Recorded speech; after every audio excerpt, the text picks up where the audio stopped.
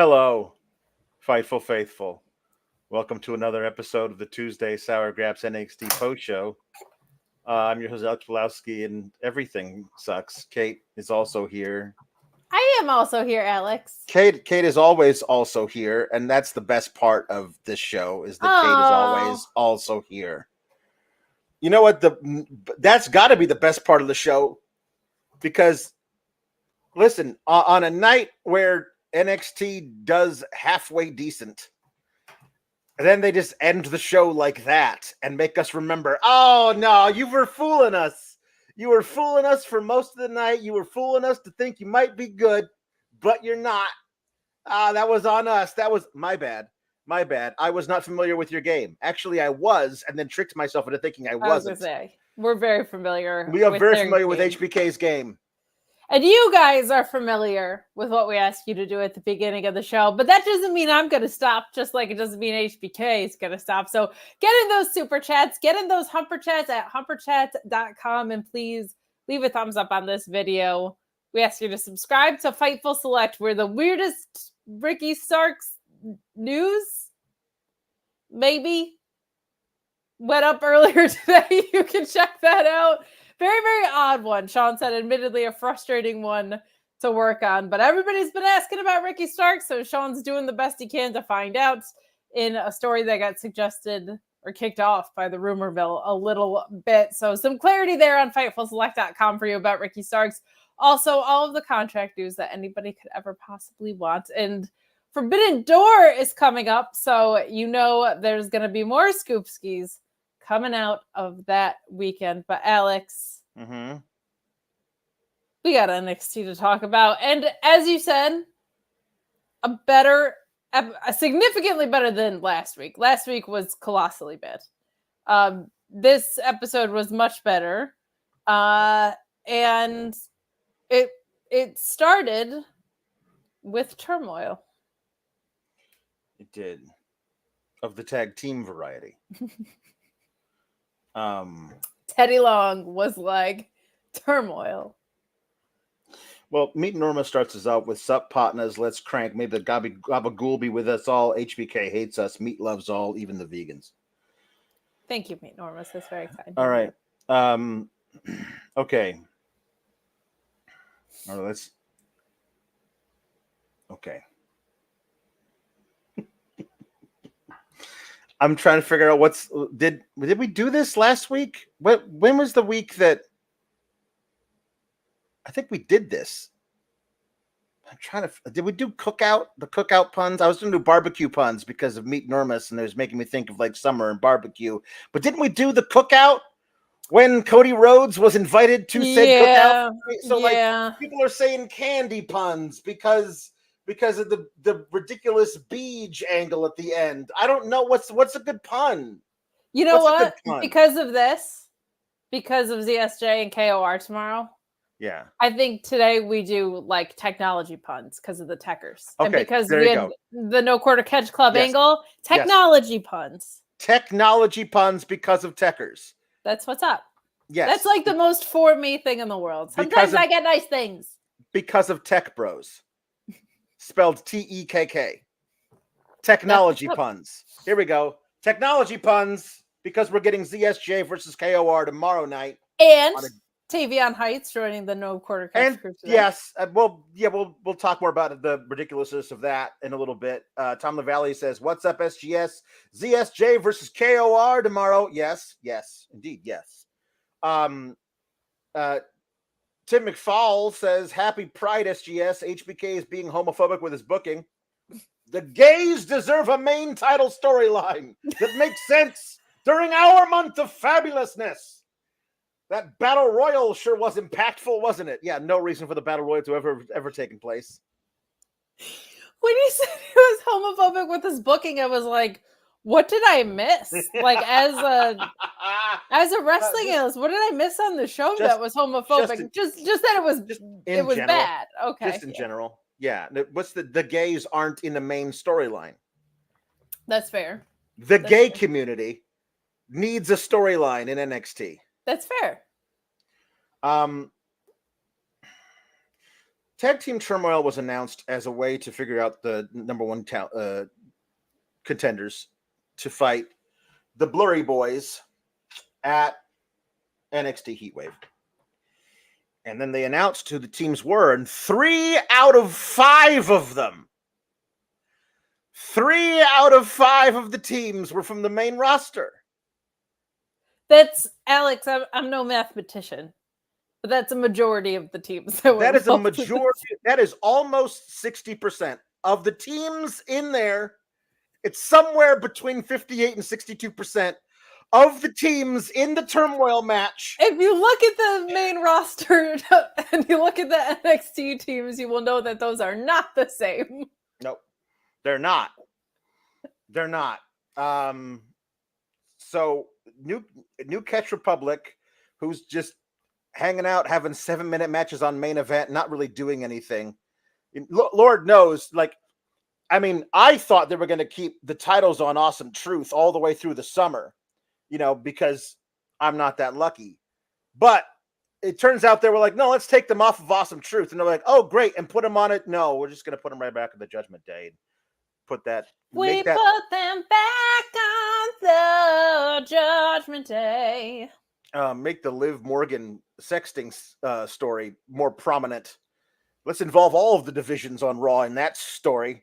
But the the New Catch Republic. Damn it, all the catches start with an N. There's so much. No quarter, new catch. It's just too much. So anyway, the British Strong Style. British Strong Style is part of this thing. The Legato Boys are part of this thing, and the Good Brothers. Now, all 3 teams have appeared recently in NXT, but that doesn't matter because everybody appears in NXT. Apparently, somebody appeared in NXT during this match that I missed because I said to myself when this match was starting, I forgot to switch over the laundry. I'm going to go into the laundry room and I'm going to take the laundry out of the dryer and take the laundry that's in the washer and put it in the dryer so that by the end of the night, end of this episode, all the laundry that's in that second load will be dry. I'll be able to pull it out and fold it during the main event, which I was able to do, by the way.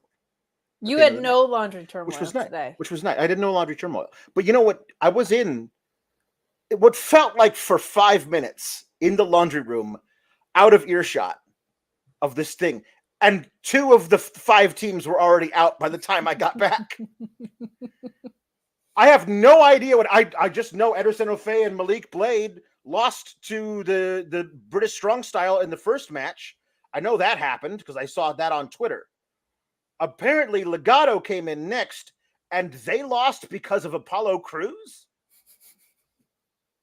Like, that would be a thing if we were doing a Sands of Blind episode. I'd be like, what? No, that's a lie. No, that has to be a lie. So, and he didn't even do anything except appear and get held back by security. There was no, he didn't surprise anybody out of nowhere. He didn't push somebody off the top rope while the referee wasn't looking. No. Just existed. He just existed nearby. In their defense, he is so poorly. They do such a bad job featuring him on television that I would be like, who is that as well? Because they never use this guy who's like an athletic phenom. But he jumped up on the apron. Oh, fantastic! That's wonderful. What a great way to do that. So, but it wasn't like security just came and got him. Yeah, it wasn't. It was a distraction. It was at this moment when I walked back in, and all I saw was the Tiger Driver done to Garza and the new catch, and I was like, okay, I know exactly what's going to happen. Next is the Good Brothers, and it was. New catch wins. And then in comes Chase U. And on the graphic, it showed Andre Chase and Duke Hudson were going to be the tag team involved. So I assumed that was what was going to happen. And if that was going to happen, in fact, then it was going to also involve a little bit of chicanery, a little bit of underhandedness, a little bit of skullduggery from old Ridge Holland. was going to win the day for the Chase U kids, and Duke Hudson will be the only one who knows what's happening. But does he care enough about honesty and truthfulness to sabotage his team's chances of winning the tag titles, or does he prize gold above all? It's a bad storyline made worse by the acting involved because Ridge Holland is doing it, and it's just not what. Listen, this is not what I want to be. This is not what I want from my tag divisions ever, and I feel like I get that from all the tag divisions in the WWE. Like we could just get an old-fashioned NXT takeover style tag match, 18 minutes to start the night, of Axiom and Nathan Frazer versus Pete Dunne and Tyler Bate. Imagine them going out there, bringing down the house regardless of who wins, walking back into the grid and saying, "Follow that, motherfuckers! Do that! Friggin' do that!" I don't think they're gonna say a swear like that. We're past 5 minutes. It doesn't matter. Nobody cares about this friggin' show we do, Kate. Nobody's checking up on us. Whoa! The people that care quite a bit. Okay, they're along. I'm talking about ride that we're on. The man isn't checking up on us. The man's like, let those people do their silliness, okay? And I'll come on right as they're finishing and talk at them about nothing. Like the good bros end up losing and then run afoul of OTM on the way out, and then in comes the Chase U people, and that's it. This is really no. The Becky Lynch is not checking. No, not that man. A different man.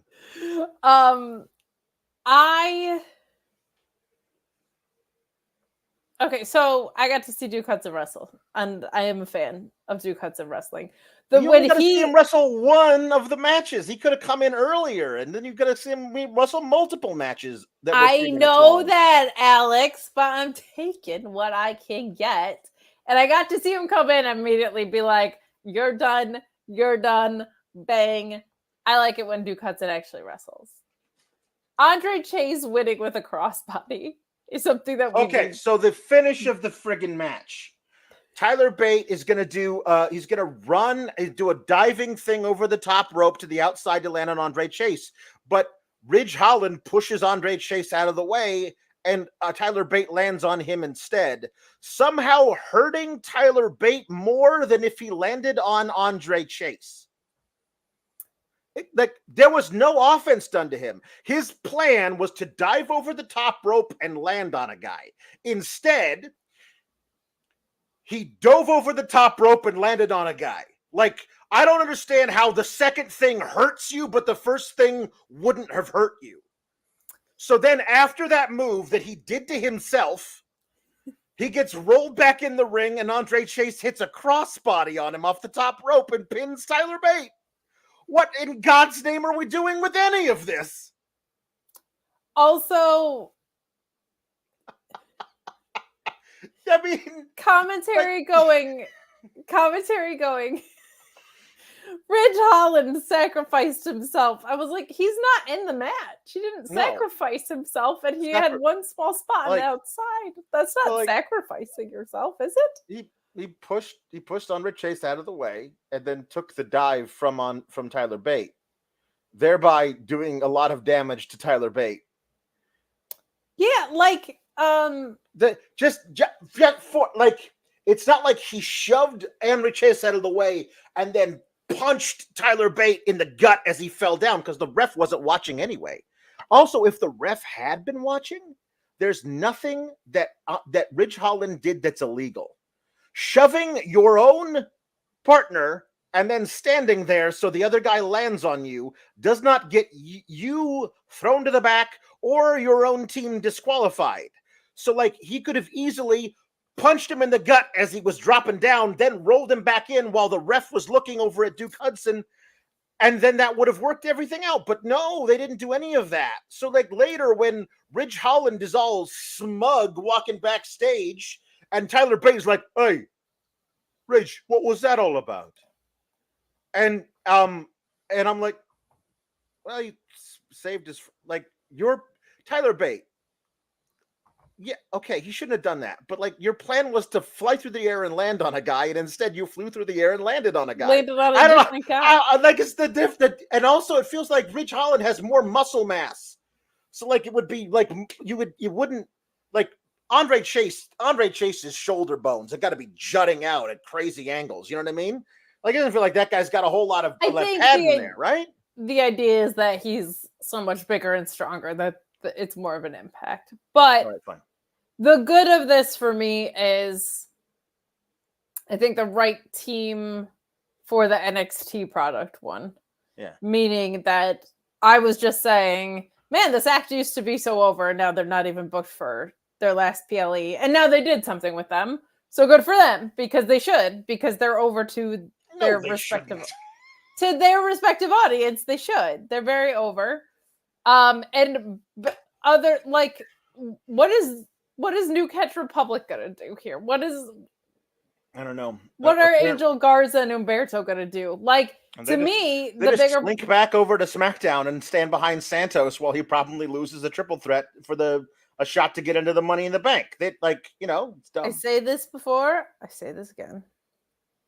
WWE has an issue with their stables where their leaders are made to look very strong, but the stable looks weak, meaning that everybody else in the stable they're just guys. Mm-hmm. They're just guys that are there to take pinfalls or service the leader. Like, and if you need to service your leader, bluechew.com code FIGHTFUL. But like, meaning they don't have like, they don't, there's usually like a pinfall guy, but right now it feels like if there's 5 guys in a stable, there's 4 pinfall guys and one guy that's the leader. Yeah. And that's a major issue to me because then stuff like this happens and you're like, okay, so you lost here on NXT and now you're going to go to SmackDown where you're still not going to feel significant. Mm-hmm. That's a problem. And in the case of the Good Brothers, they're going to be heels again. And they were just faces. Like, this is, if Out the Mud is a tag team, the rest of the tag teams are in the mud. That's how they got out the mud, because the rest of the division is just mud. Because who else do you even put in here without those 3 main roster tags? Well, you could have built up Team Bouncy Beef. They debuted like 6 weeks ago. Could have given them some wins on TV. Could have done a lot of stuff. One half of them is in the world picture now, right? Like, I mean... No. Siobhan Evans isn't part of Team Bouncy Beef. Tyreek Igwe and Tyson DuPont, both of those men look like they ate Siobhan Evans. Yes, you know what I mean? Like, yeah, no, that's. I got my bouncy gimmicks crossed up. Yes, sorry. there were. Yes, he's very hot in my office. He is not bouncy. He's bouncy beef jerky. He's very.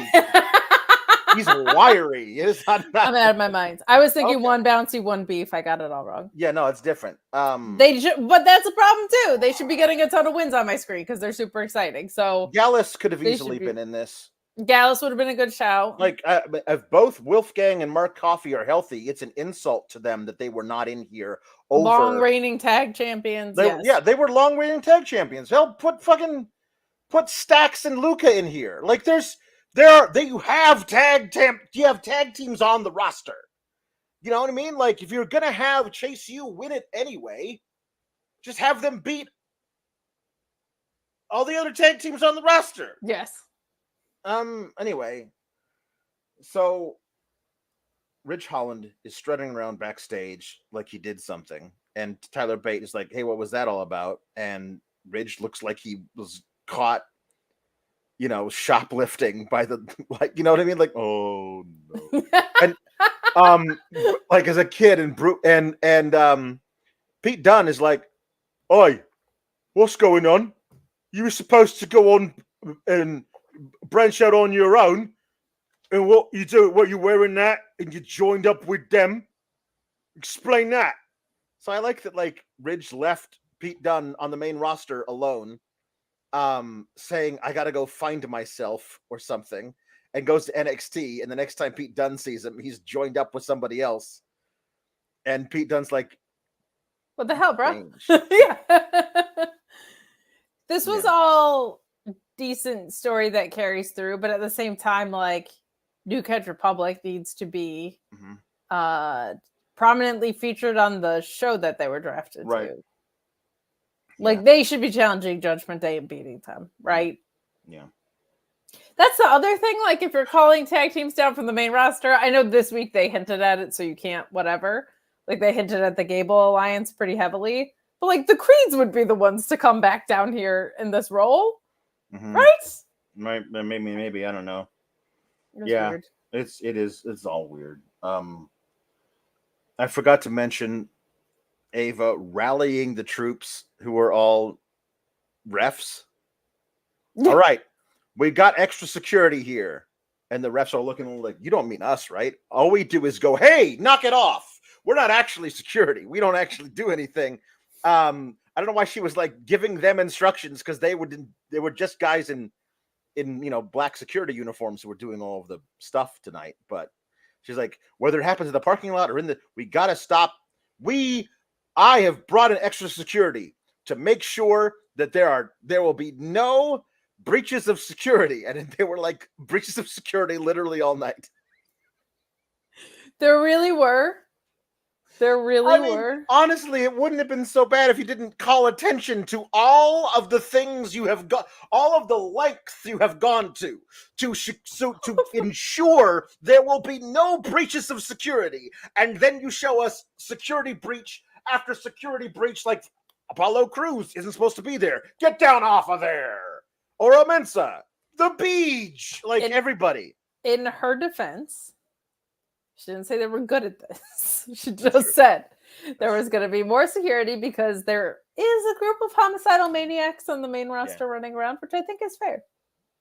Well, they didn't mention them. I mean, as far as I know, they're not in Florida. I mean, everyone's in Florida, but, we'll see. I'm just saying, if those guys are around the company I work at, that's part of why I'm bringing in extra security.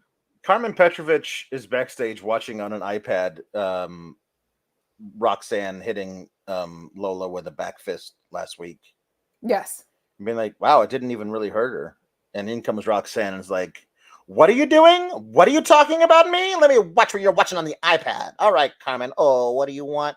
You watching the real stars of the women's division, hoping you will be one day?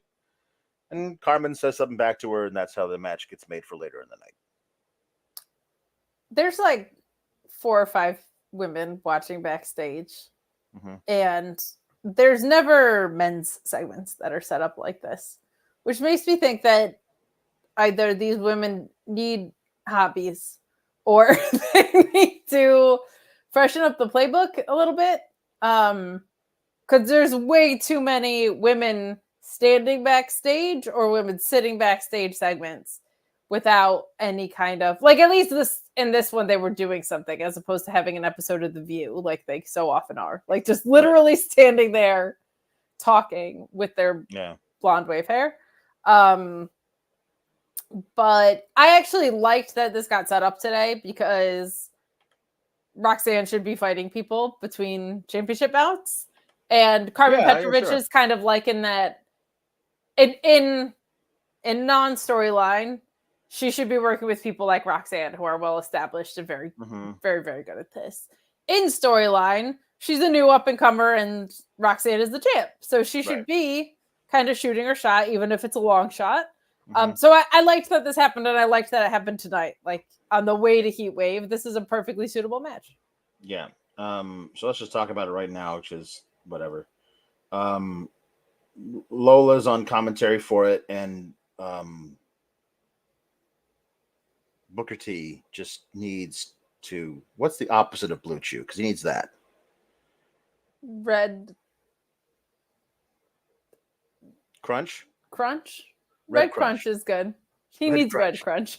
He needs Red Crunch, because he just needs to calm the hell down when Lola is around. The opposite of Blue Chew is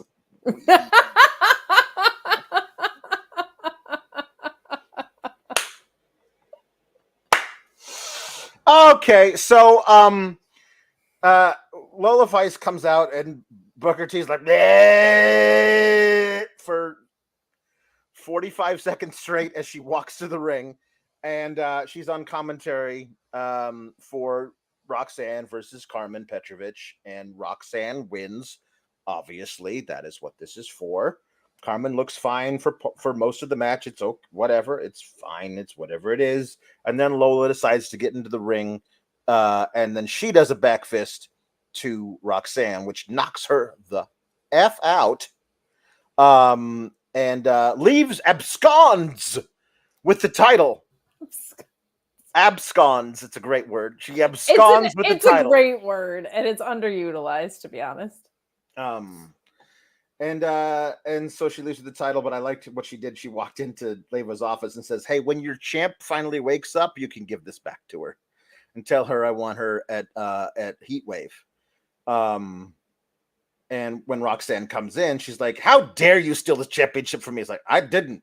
Lola did. But then she left it here for you." Like, how she needs to be stopped. Somebody's got to do something about this. Well, you could do something about it at Heatwave.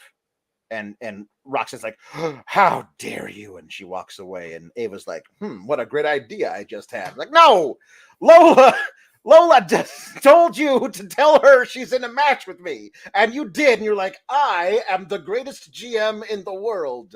And I'm like, I feel like you're not. No, you know what? Take your credit. This world is hard enough. Take credit. She's the one that made it official.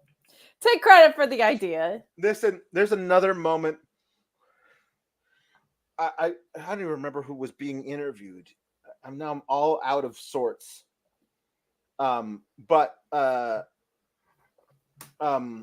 Jada. So the OC has laid out OTM with chairs in the back. That's earlier. Again, security powerless to stop it.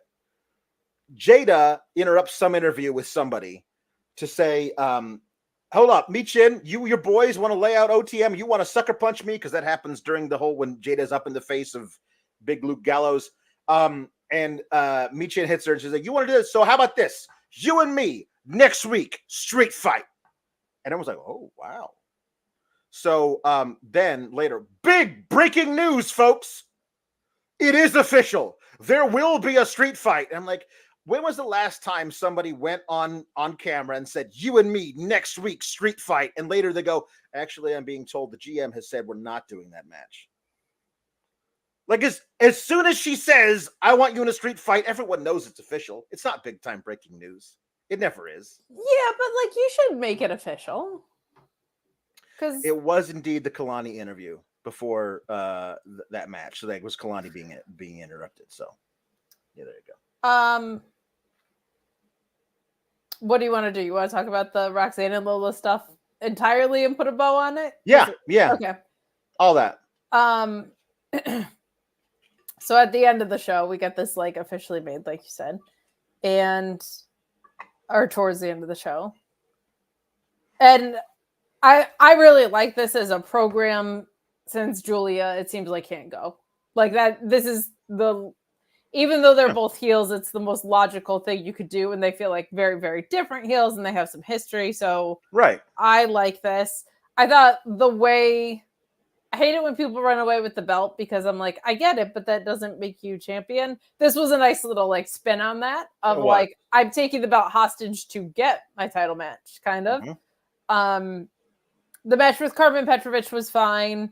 There is kind of trying to think of how I want to phrase this. There are a lot of up and coming women in NXT that are at the same level, it feels like. And I'm intrigued to see who kind of breaks through what that new next level is. Because like Sol Ruca's on her way there. But there are a lot of women who can do the moves and have some charisma and whatever. Like what I loved about like Tiffany Stratton was we saw her put all these pieces together over time. Yeah. And there's a lot of people that are kind of swimming in the same depth of the pool right now. And so I'm intrigued to see who kind of breaks out of that, because to me it feels like Jada is pretty good in the ring and upside for days on the character and charisma side. And Kalani, I feel like, is incredibly like athletic in the ring, and they've given her no character, as we saw tonight, kind of in this interview where she's just, man, what they gave her to say was, I'm not here for drama, which is like never fun for wrestling, for starters. I want a drama-free title. I want a drama-free title reign. Not usually especially in the NXT environment, not necessarily like where you want to go. But she made history with this, and it doesn't feel like they allowed her to stand on the history that she made in this promo. She is, however, the prettiest woman I've ever seen. So I would like for them to give her some depth, and I will just marvel at how gorgeous she is until they do that. But I like the program for Heatwave. I think it's a good way to go. I like what we end up getting match-wise. It is kind of interesting that we have a heel-on-heel and a face-on-face setup for both titles, which is a little odd, but it feels like for people that are ready for the shot that also have the momentum behind it, like these are the programs that we should probably be getting at this point. I mean, if you're asking me, would I rather see Lola versus Kalani and Soul versus Roxanne? 1,000,000% I would. It's because I think it's a lot easier for someone who is only remedially good at this in HBK to book a face versus heel program. You know, like I think that Lola and Roxanne are making this a lot better than I thought it would be, but the inverse is true on the other side. Where like I feel like I'm gonna watch two friends sparring. You know what I mean? Like okay. we'll talk more about that. That's fair. That's fair. I feel like Soul isn't quite at the big title challenge point, but I understand what you're saying. She's gonna lose to Roxanne. So like that's her journey is she gets a title shot and then maybe later she gets another one and maybe she becomes champion by that point, but that could be like 8 months from now. Kylie, this is always wonderful when you sent in things like this where you say, hope you both are doing well, love you both. We love you too, Kylie. Thank you so much. Thank you. Guys. Another thing that didn't make a lot of sense though, Carly Bright, and again, whatever her tag partner's name is, I think it's Keila Gray. I have no idea. Something. They're in Ava's office, and she goes, "You make very good points, and I could see why you would want this match." So, Carly Bright, it'll be you versus Wendy Chu next week on NXT. And she goes, "Thanks," and she leaves. So, the only reason you would want to have anything to do with Wendy Chu is because she attacked you and your tag partner, and so you really want revenge. So the reaction to being told you have a match with her shouldn't be thanks and then leaving. You should be like, I'm gonna thank you for this, Ava. She's not gonna get away with this, or something.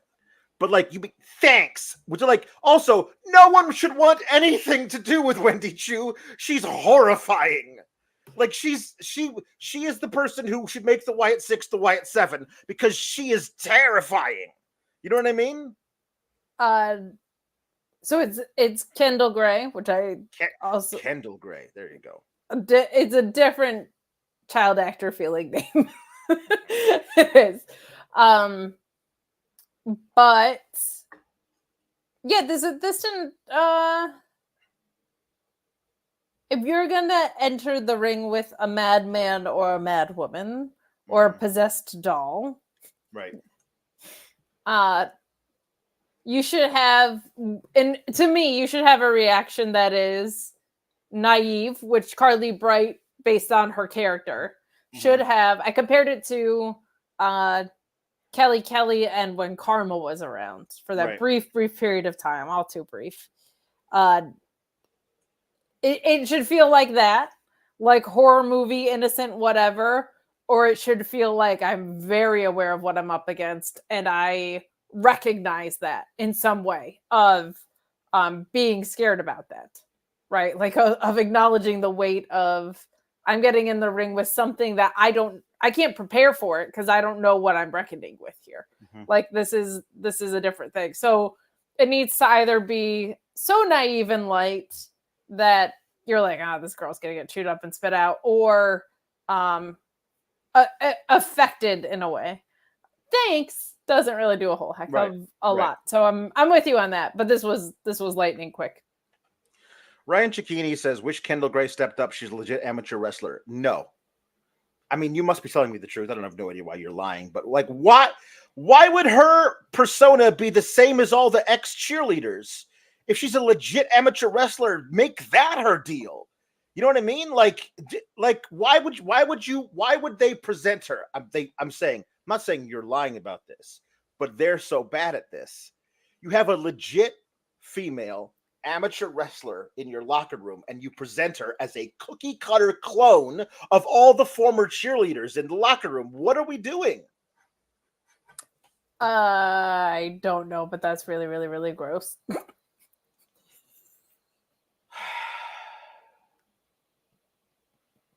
So Ethan Page comes out to cut a promo about how there's no reason why Javon Evans should be in a one-on-one match with Trick Williams at Heatwave, considering that Ethan Page never lost in the Battle Royal, and then later that same night he went on to pin Javon Evans. So he has a good point.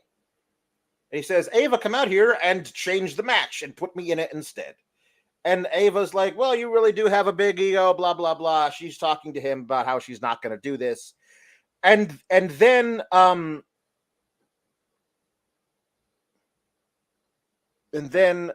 Shawn Spears enters, and we already know because they advertised it on Twitter that he was having a one-on-one match with Trick Williams tonight. And I was like, why? Like, why would you do that? Why would he have that match? He has had nothing to do with Trick Williams. Like, he was part of like the 4-way thing at the end of last week, but he wasn't like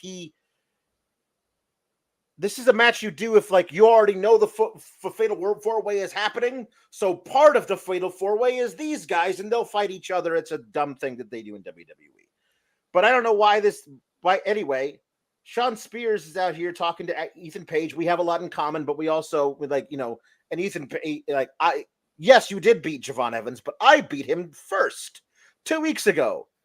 And Ethan Page said, "Yeah, but then he eliminated your ass in the Battle Royal." So, but again, I'm looking at this going like, yeah, Shawn Spears did beat Javon Evans. Why would you bookend? Like, you have Shawn Spears wins, Ethan Page wins. They both pin Javon Evans. In the middle, Javon Evans wins a Battle Royal. I don't know how that's a good thing to do for Javon Evans.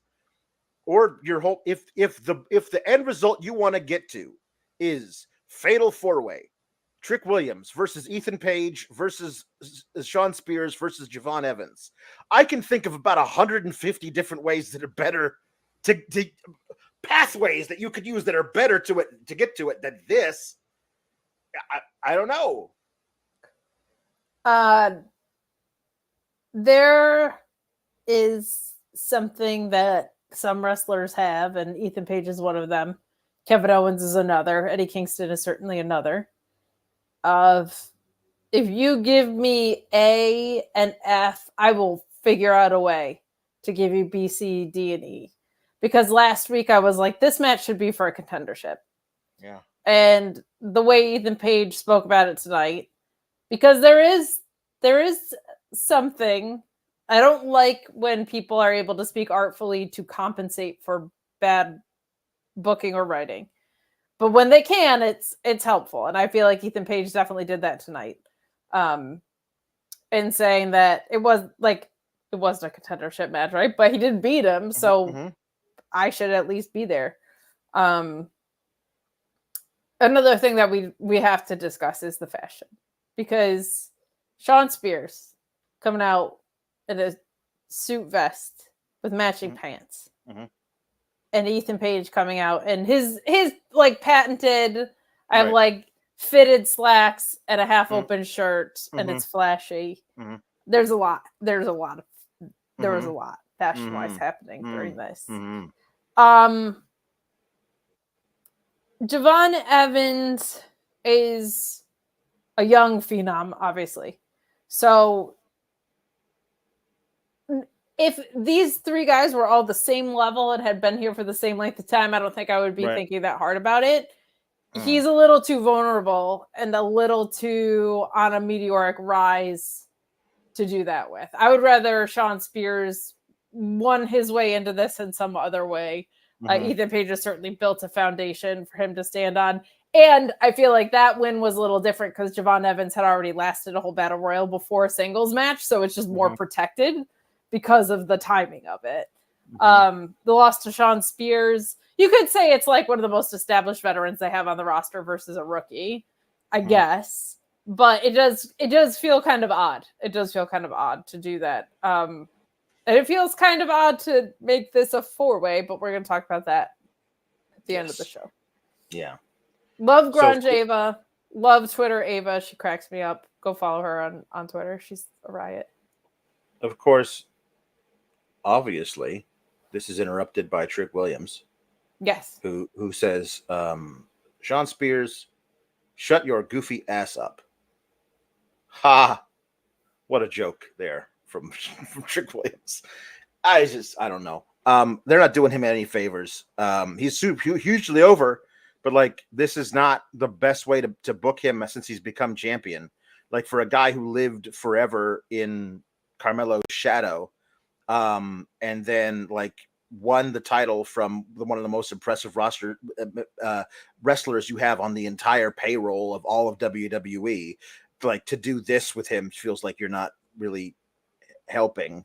But of course, this little tete-a-tete drawing match with Spears and Ethan Page leads to the two of them putting the boots to him in the corner. And of course, as soon as that starts, I'm like, and here comes Javon Evans on cue. There's a brawl. The baby faces stand tall. The heels want a piece of them. Like it just, everything is paint by numbers. Like it's just, we have a playbook with 6 plays in it, and this is play number 5, and we just run it. And there's no art to it. There's no nuance. It's just a thing we do over and over again. So no, and I do like the segment that we get later. I will say that. Like Trick saying, I tried the having a real close friend thing and it didn't work out so much for me. And now I want to go my own. And Javon Evans just being like, I get it. Respect. That much I liked. But you're right. It's and I don't like it as a viewer that it's Trope City. I can't say it's the worst idea from a developmental perspective that people get entrenched in tropes. Right. Like they're tropes for a reason. But it does make it really boring as a viewer when you're like, I can predict everything that's going to happen. Right. And also, this is me predicting that next week at some point, like on the go home to Heatwave, we're getting a Trick and Javon versus Shawn and Ethan Page match as a tag in a can they coexist? Oh, wait, obviously they can't match. So probably, and that'll be the second one in 1 week if you watch AEW. So right. So that'll be good. Hey, so this is the thing. They're doing the thing that I sussed out last week.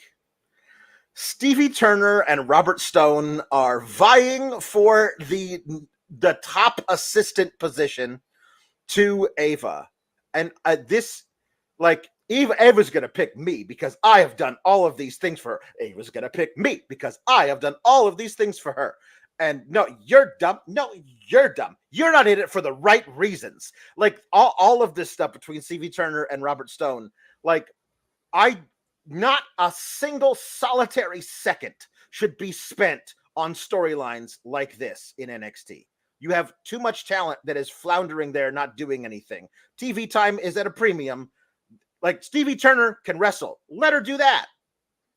Robert Stone should be managing somebody good and allow him to actually see what happens when you actually give him a client that's good. Keanu Carver is out there somewhere. Put him with Keanu Carver. Run my storyline where Keanu Carver is smashing fools over and over again, and Robert Stone is advocating for tougher competition.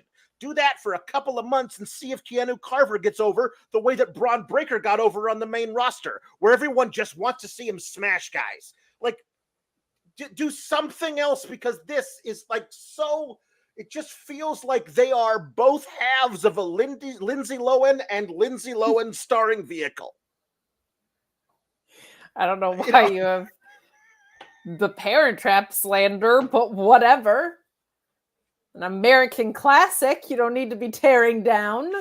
I'm just saying. My it's God, what this feels like. It feels like delightful Natasha Richardson, right? It feels like a Disney Channel tween movie starring Robert Stone and Stevie Turner. Well, NXT oftentimes feels just like that. Yes, I agree with you, and I'm saying it shouldn't. I agree. I also agree with you on that. I also, as you say, often, to what end? Because neither of them are also... Ava is young, right? Neither of them are like master manipulator in this either. There's just kind of like this competitive streak. And I'm like, are they going to eventually team together? Like, they can't fight each other eventually. That's the thing, yeah. This is the best they could possibly do is like have each of them pick a client to have the clients face off against each other. Like, but is Stevie Turner, like, has she given up on the in-ring stuff and she's going to be a manager now? Like, I don't know what any of this is for. I don't know why Ava needs any assistance, let alone two of them bickering with each other about who's the better assistant. No, just make matches. She definitely did, especially because she's also taking directives from Shawn Michaels, right? So it's like, do we need a third chain of... I'm all for authority figures. A third chain of command is a little bit deep for me. I did appreciate her tagging them both in a tweet and saying, please stop yelling outside my office, though. See? Why is that? Like, literally have her open the door and be like, can you please do whatever this is elsewhere? Close the door. It's perfect. Like, come on, get out of here. Oh, here's what this was going to happen. This is there you go, Evil Diva. They're gonna fall in love, aren't they?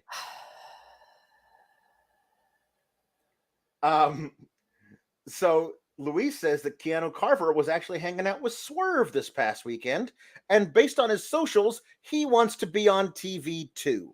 Well, I think you should put him on TV because I thought he was really great in that one match I saw of his. Let's see if that means he's TV ready for sure. Hey, listen, you know what? Maybe he's not. I guess the only way that I'll know for sure if he is or isn't is if you put him on TV again. Because the first and only time you put him on TV, guess what? He looked 100% TV ready to me at that moment. Maybe I'll watch him again and be like, yeah, you know what? You were right to keep him off TV. But I don't know. Maybe in the PC doing stuff, running drills. He's all of a sudden he can't take a flat back bump anymore. Got the yips. He's all Chuck Knoblocked. Oh my God, he's gonna suplex Keith Olbermann's mom. It's a deep cut for anybody who followed. I will say they've earned my trust with TV readiness via Obafemi. They've clearly nailed it with that dude. So I will trust them based on that. All right. Apparently Kendall Gray, via footage shared by Sepha, our researcher, our resident researcher, head of research, that was shared on the SGS Discord. Apparently she's actually amazing and a suplex machine, and instead of she's being presented as the cheerleader's friend. Yay. So Wes Lee defeated Joe Coffey, just lickety split, easy as you please, with a cardiac kick. Why did Joe Coffey pin him in that tag match, the 6-man tag match? Why did you have Joe Coffey do that? What was, again, to what end? Was to have him throw a fit via captured by Anonymous last week, which about Wes Lee getting another title shot, and then you say, okay, well, if you threw a fit, how about you versus him? Like, but none of that had to happen at all. Like, it only had to happen because you booked him to pin him in a tag match, which never really got addressed. Re Wes Lee getting pinned in a tag match. You know what I mean? Yeah, it was very like, weird. Obafemi should be like, why do you think you can beat me? You cannot even. You got pinned by Joe Gacy in a 6-man tag. Why do you think you can best me? You cannot best me.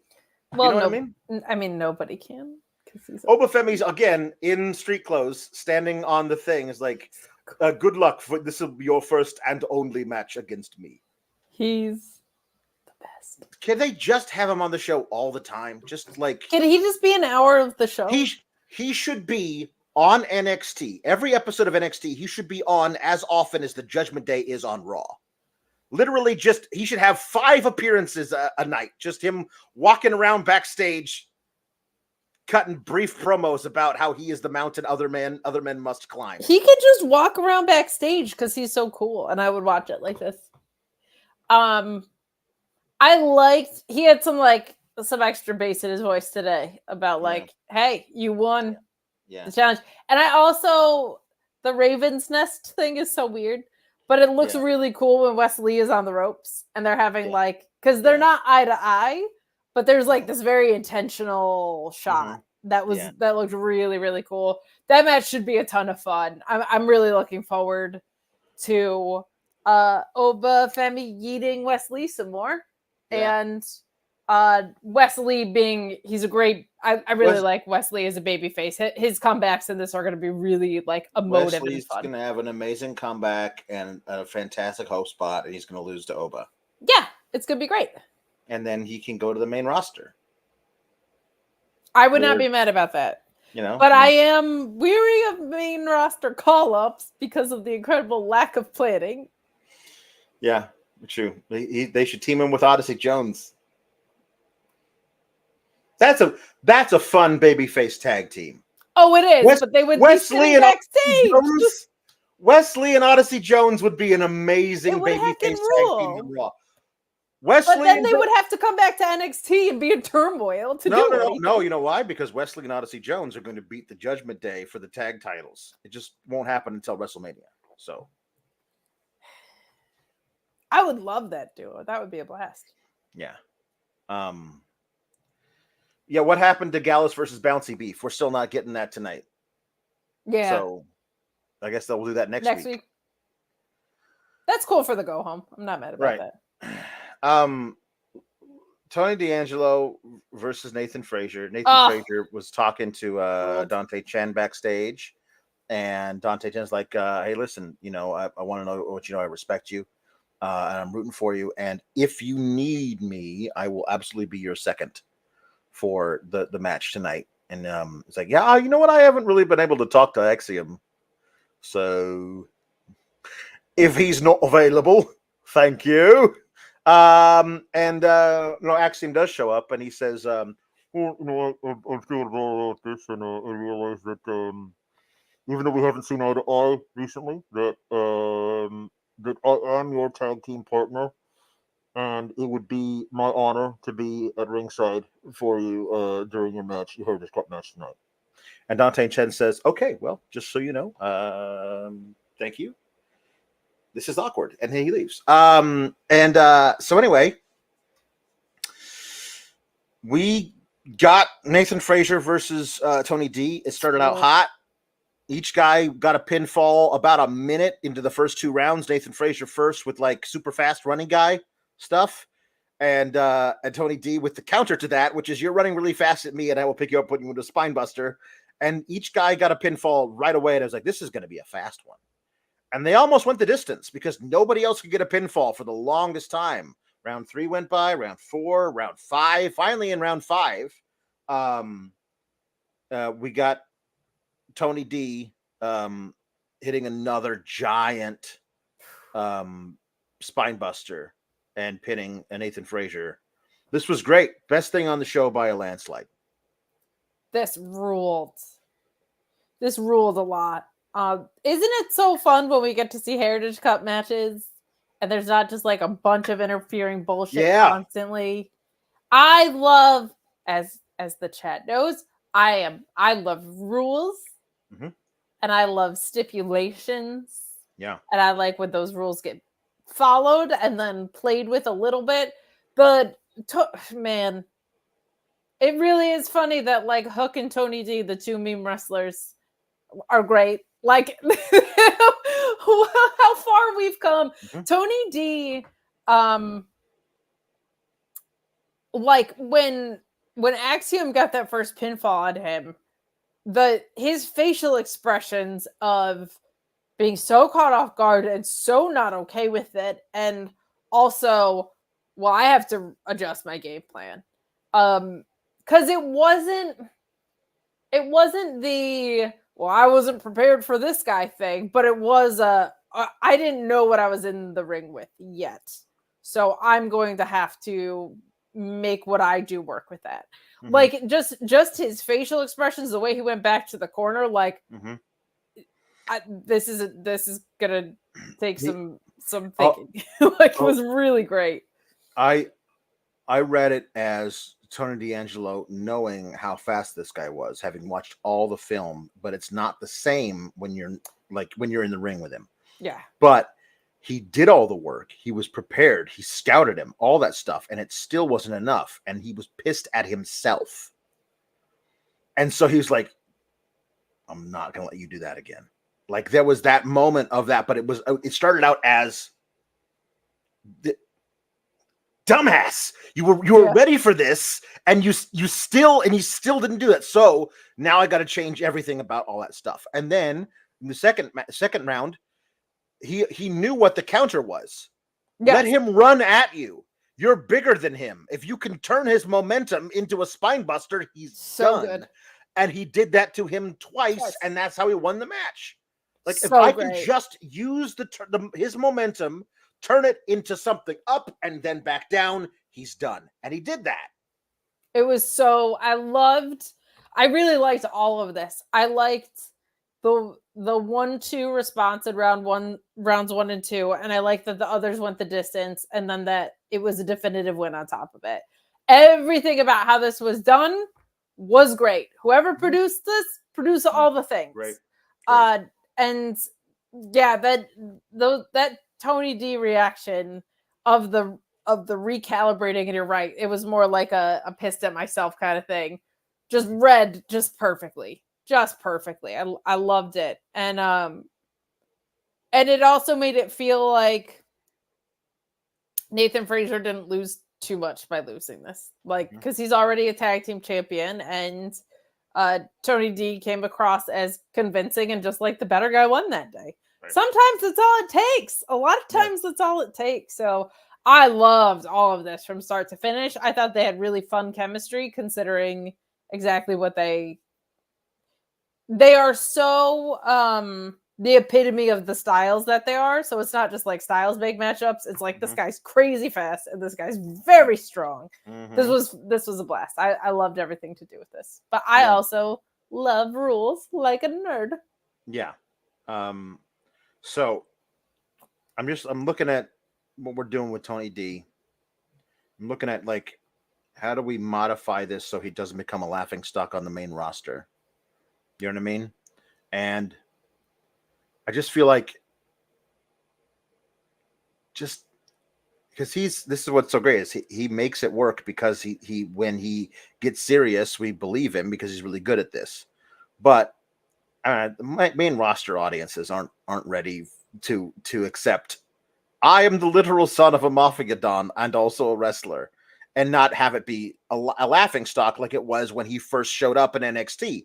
We have gotten to watch him like grow and change. He had that amazing thing with Santos, and I'm like, just have him be basically more of like a hoodlum who likes to duke it out with people, you know, as opposed to an actual mafia kingpin. I feel like there's a way to do that, to make just tone it down several notches, but not his actual character, just his background. You know what I mean? Like, I own an Italian restaurant where I bring all my victims to discuss how I'm gonna beat them up before I do it, is a little like. Also, we got to get rid of the ponytail. Like a nice, like just slick back. The ponytail doesn't work. Too far.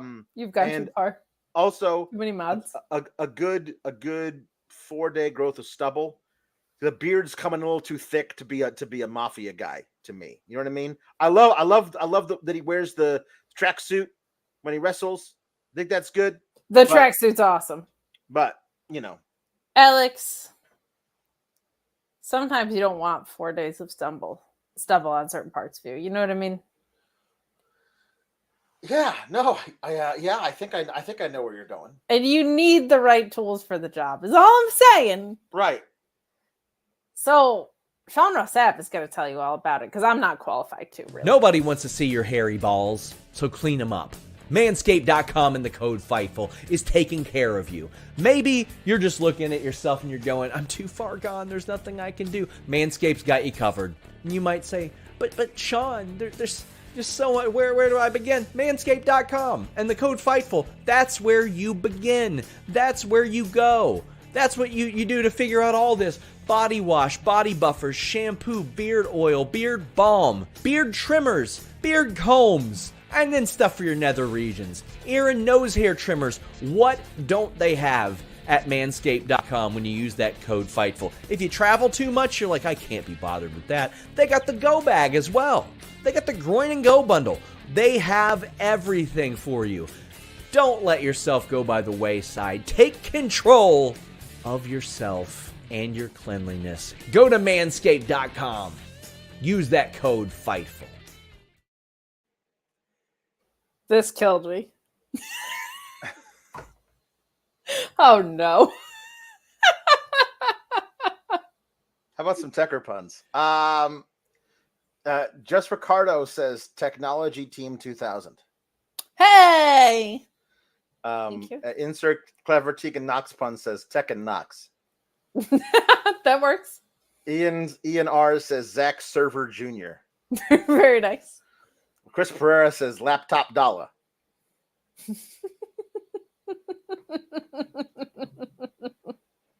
That rules. Lieutenant Colonel Photo says Raid EO Sky Shack. Radio Shack was like this place where you would go if you took Amazon's electronics section, you put it in person. It was kind of like that. Silver Apocalypse says missed last week's magic puns. So Harry Potter and the Order of the Beth Phoenix. Chris Angel Garza. Very nice. And Luna Lovegood Vashon. Very good. Those are all excellent. Ian R, this is where I hold on, let me see if I can find the actual thing because I'm not, I don't even know how to pronounce this. Ian R says Broadband Bigelow. Is that spelled Broadband Bigelow? And that was, is KIW a thing? Or is that is that a double pun? Or is that a KI is next to LO on the keyboard. So maybe that's it. Maybe it's just Broadband Bigelow. Yeah, Ian Riccaboni has since good. Corrected. Yeah. Good. Okay, good. Ian R says Information Technology Team 2000. Very nice. Ian R says Blackpool Computer Club. C Delgado says Tecker Team 2000. Men on a Mission, Mabel and Modem. Very nice. Tom LaValle says, Hey Hachi Tanahashi, the ace of Tekken. Tris Pereira says Laptop Dollar. We got another one of those. Very good. Chris Pereira also says Ethernet Page. Oh, Ethernet Page. Here we go. I don't know how to do this one. Tegan Nos. Cool. No, it's SQL is like an SQL statement. I only know that from my dad. It's a type of code. Nosquil. So Tegan Nosquil. Nailed it. Cool. We crushed it. Ian R says Coco Be Software. Meet Norma says Bam Bam Broadband. Penta L circuit board. Server Strickland. Whose house? Server's house. Prince Nanabytes. And Terabyte Team 2000. Very nice. Thank you for all my Techno Team 2000s on Tucker and Pun Day. I respect it very much and appreciate it. Apocalypse says Tony D'Anglio, but it's actually Tony Dongolo. Oh, like a dongle. Like a dongle. Tony D'Anglio is very funny. That's very good.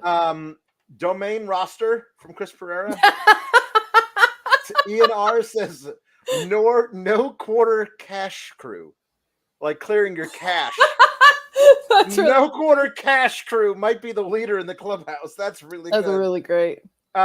Pieces says 1, 2, 3G kid.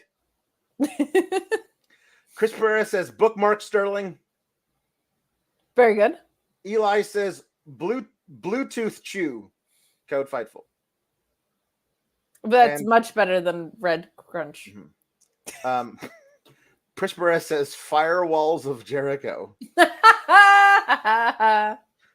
Meet Norma says hold on. Meet Norma says Code E-Roads. Very good. Micro Soft. SAWFT Soft.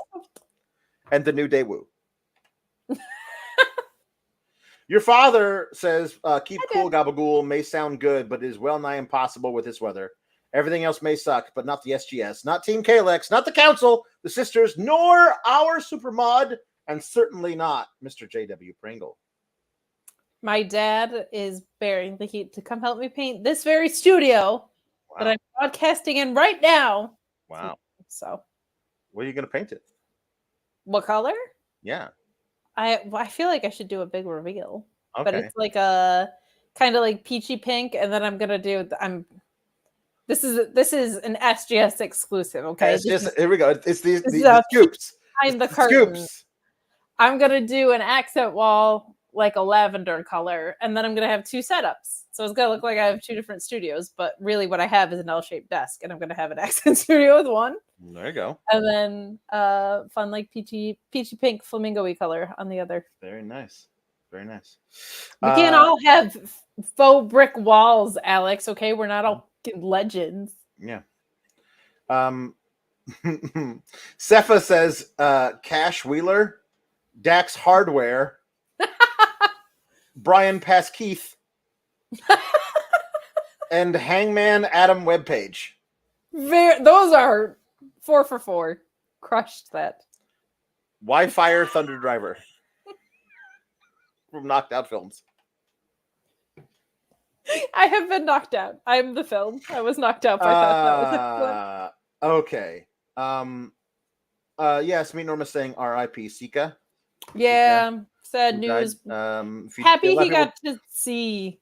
Yeah, his if you don't legacy know, unfold though, which is not cool. only like was he what he was, but he also like was Roman Reigns' dad. So like that's a it was kind of a cool thing to like have the whole bloodline thing be the last major deal that he got to watch before he passed. So yeah. Okay, well, okay, I have to actually highlight this one before we get back in there. Surf Girls, Alba Firefox, and dude, you're getting Adele Rio. Dude, you're getting Adele Rio. That's so good. That's a knockoff you do not want. No, certainly not. You thought you were getting Adele, but you're actually getting Adele Rio. No, thank you. But this one, yeah, former Impact Tag Team, the Nord.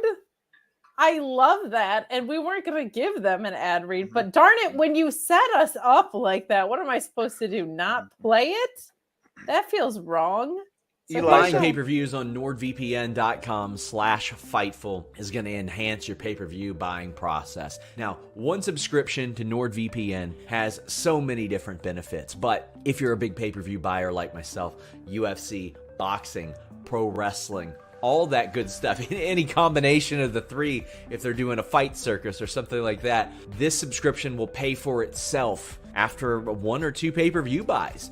Change your virtual location, pay for it at the prices that other people are paying for it in the UK, in Australia, etc., etc. And you can get different interfaces. Maybe you don't like Peacock and you want to check out the WWE Network the way that it used to be, the way that it was designed to be, the easy navigation, so on and so forth. Maybe you want to watch AEW without commercials. Maybe there's some other overseas services that you can't subscribe to and you want access to them. NordVPN.com/Fightful gives you that with a great deal and a 30-day money-back guarantee. Even better, 24/7 tech support, so if you have trouble navigating any of it, they can help you out. Fastest VPN on the planet, NordVPN.com/Fightful. If they set us up for one with a super chat, we can't not play the ad. Booker IT, can you fix that, sucker? That's really good. And ENR says Penta AOL Sarah Miedo. That's really good. Okay. So this was a pretty cool thing that they did with the metaphor that they've just used. They've slowly been turning them more and more babyface.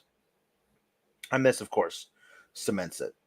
We get the three of them backstage, FaceTiming with Noam Dar, who confirms that when Ethan Page attacked him, he really messed up my leg. Tore a ligament right off the bone. So I'm going to be out for a while. And they're like, rest up. But then Oro Mensah dives into a really specific traumatic childhood of his father was in a horrible car accident and got burned over 70% of his body or something. And he had to go to Switzerland for from Nigeria. He had to go to Switzerland for treatment and brought him and his brother, I think. And they were just trying to fit in with these because the dad couldn't care for them because of the treatment. They had to go into foster care in Switzerland and were ostracized by the kids at the local school. And he said he's never felt like he fit in anywhere until he found the metaphor. And that was a really, really nice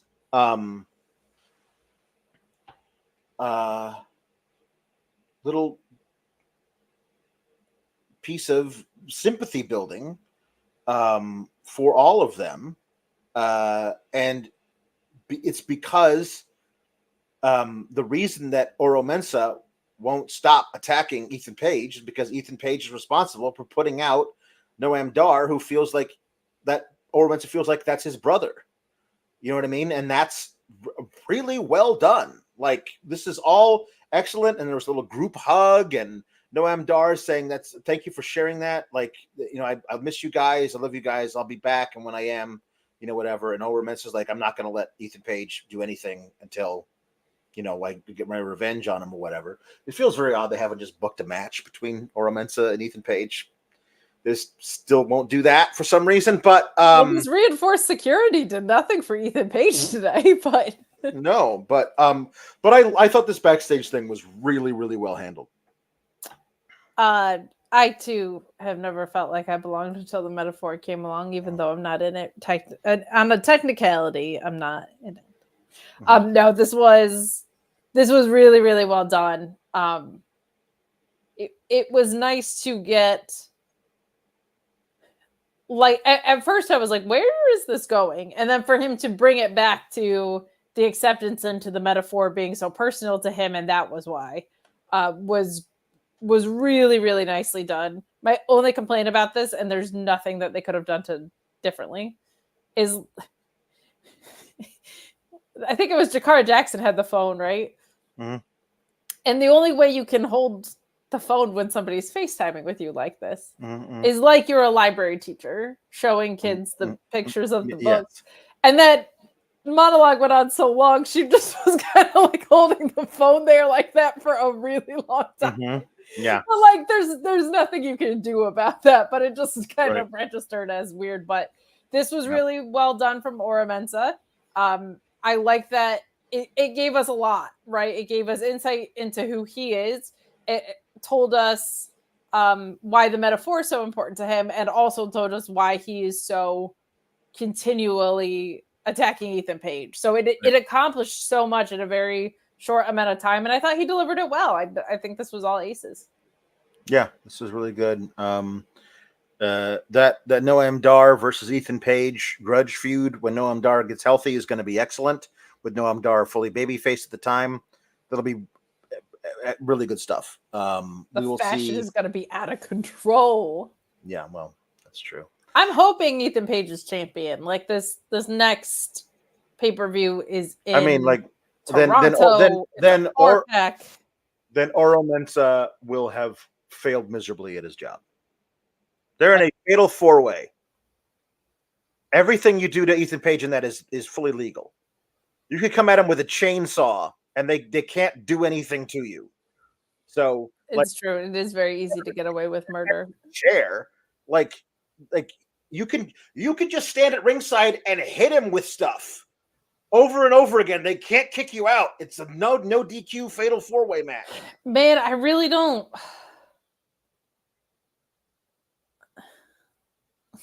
Like, if he's not gonna win in Toronto, the idea that you would bring him in to lose one-on-one, not protect his finisher, and then have him lose in a match where the champ doesn't even have to take a pin, kind of freaking sucks. Right. As a way of like bringing in your new ringer. I'm sure Oro Mensah will attempt to do something to him, but it may backfire, and then he will blame himself for that.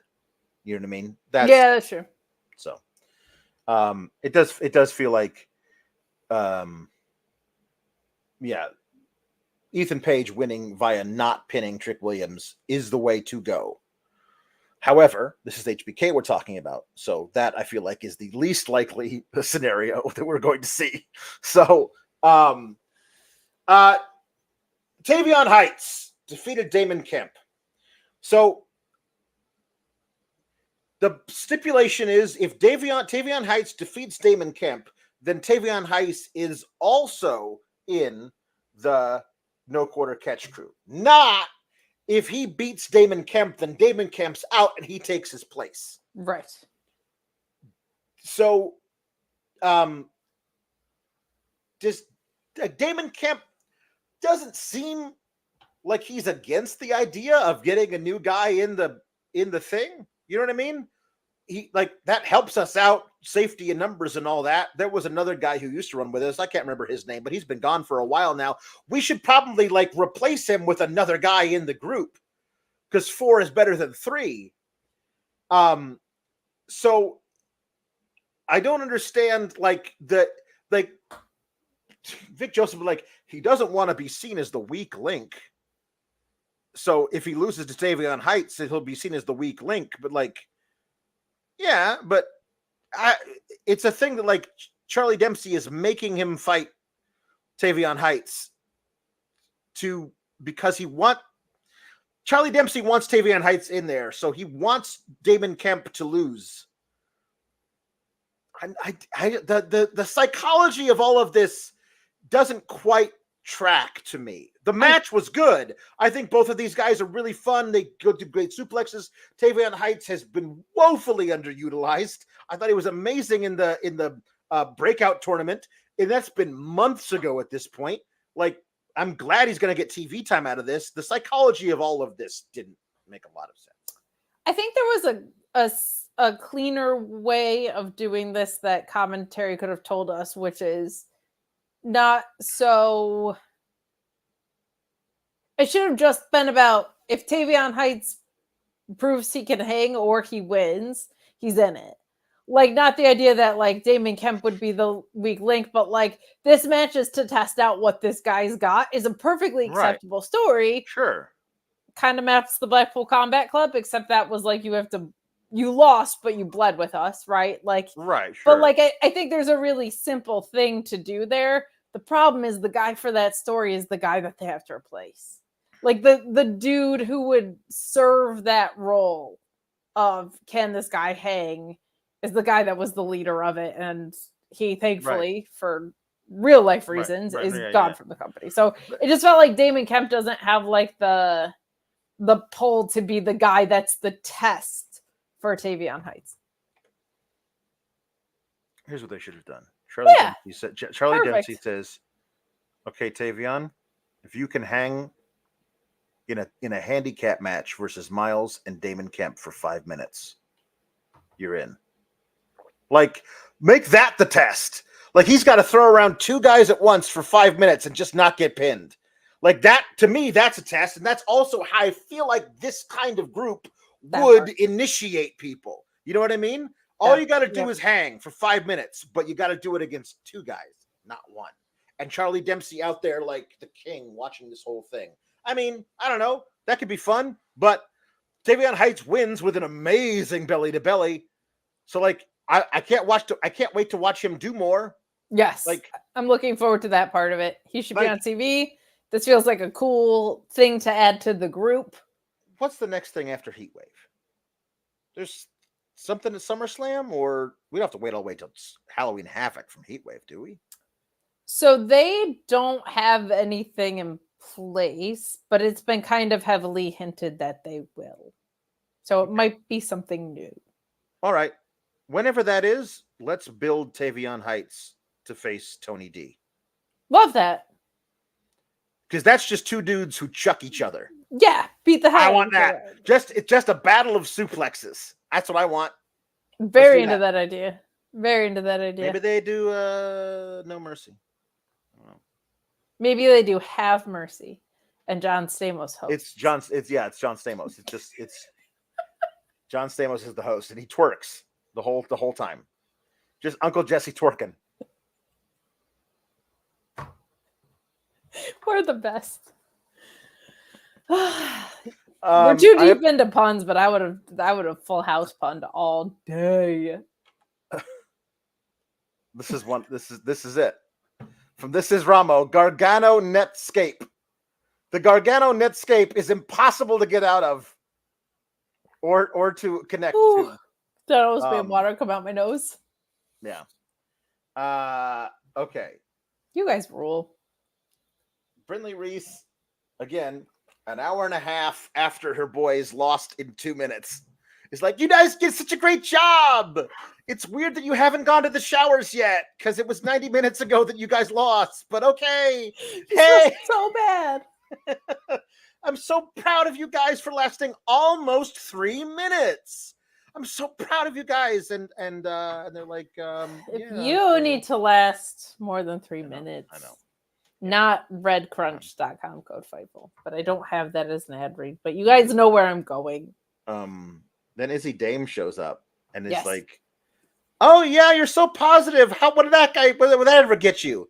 These guys are too afraid to tell you, but I will. They don't want you around anymore because all you do is fill their heads with positivity nonsense, and then it doesn't pan out for them, and they feel extra bad about themselves.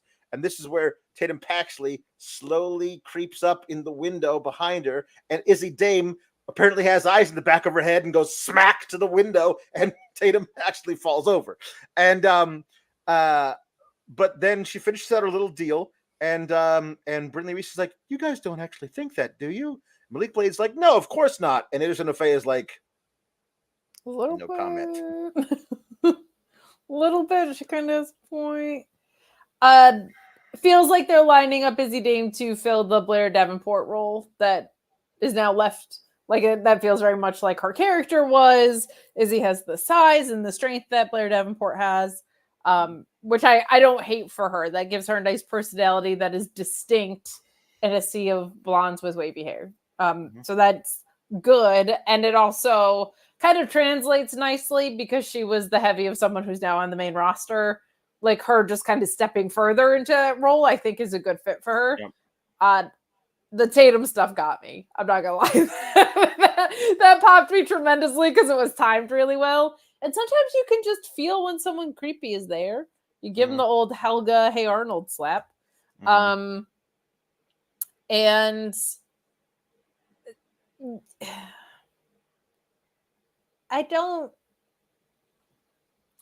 Brindley and Thea Hale need to find out they were long lost sisters. This was like it's so similar, man. It's way too much of the exact same energy. Which make them the hype gals. Remember the hype bros? They could be a tag team called the hype gals. Yeah, no. I think they could. Also, I think that once they find out that they are long lost siblings via a DNA test, I have their perfect tag team name, which is 23andMe. So it's just we just call them that, and somehow, for some reason, Robert Stone has the great idea. We'll give all of our superstars DNA tests to prove they're not the person who to committed clear them a murder. of a crime in the parking lot. To clear them of a crime in the parking lot. Everyone takes a DNA test, and the DNA test comes back and shows that Thea Hale and Brindley Reese are long lost sisters. Perfect. I'm in.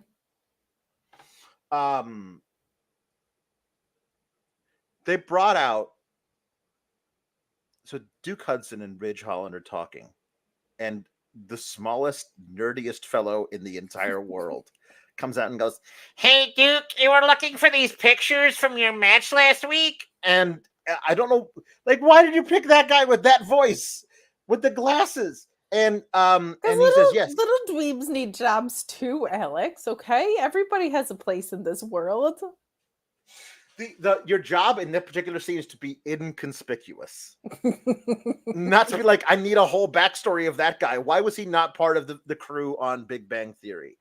Anyway, he hands. I just steal the lead in from AEW.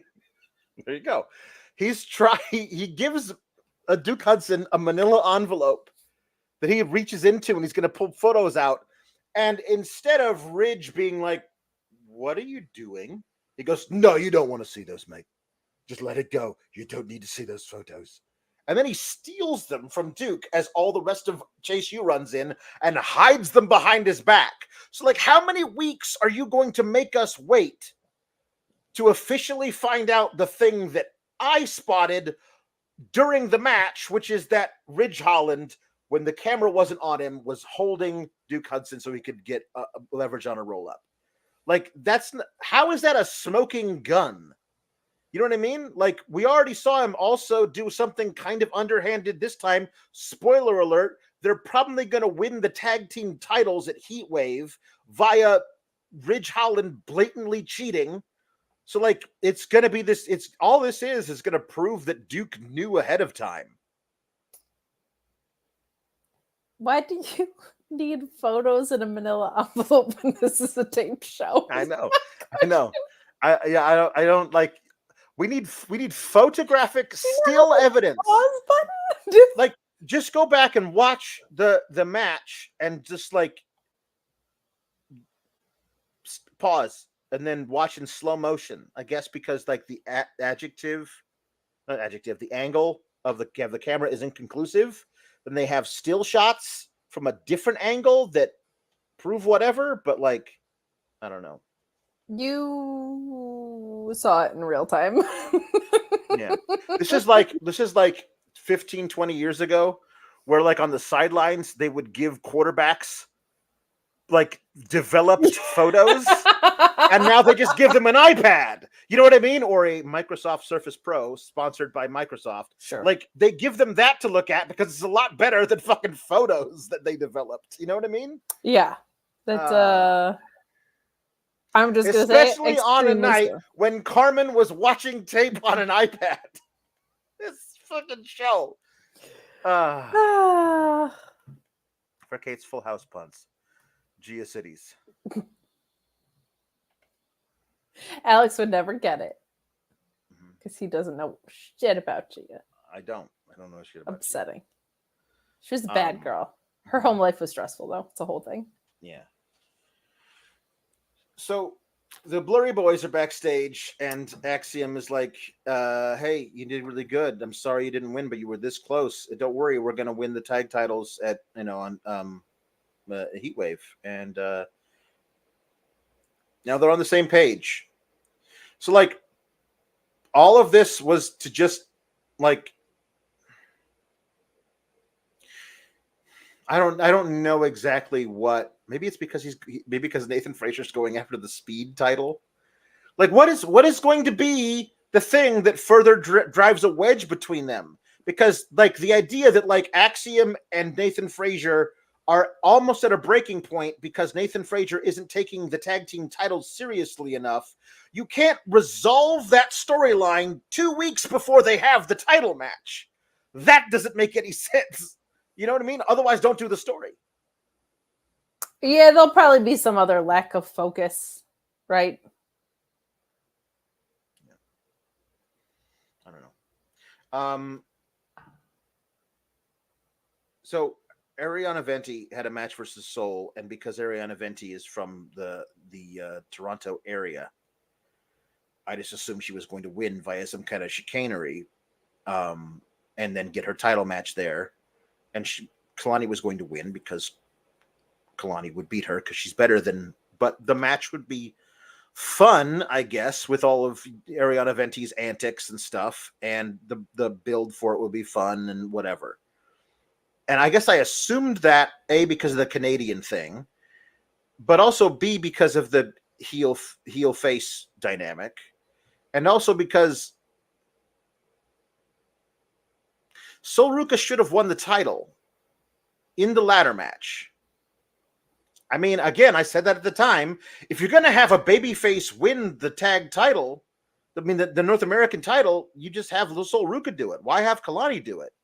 And to have like Kalani win it and then her first real challenger be Sol Ruca, the woman who probably should have won it first anyway, like, you can't have Sol Ruca beat Kalani Jordan this early. It's a huge admission that you screwed up, and you can't do that. You have to book through that screw up.